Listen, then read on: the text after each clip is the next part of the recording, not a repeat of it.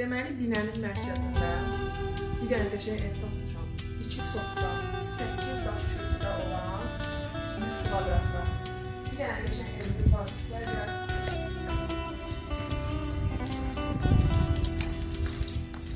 Deməli, evin 3 otaqları ibarətdir. Qonaq otağımızı çək zəhmət olmasa.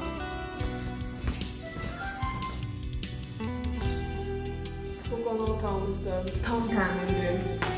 Bu kuxnasıdır.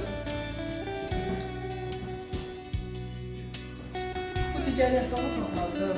Biri burada. Digəri isə burada. Hamam tualetini çəkərik. Ev çox qəşəngdən bir olmuşdur. Bütün kommunalları var. Sənədi yerindədir. Real alıcıya endirim olacaq. Qiyməti 69.500 deyək, amma endirim olacaq.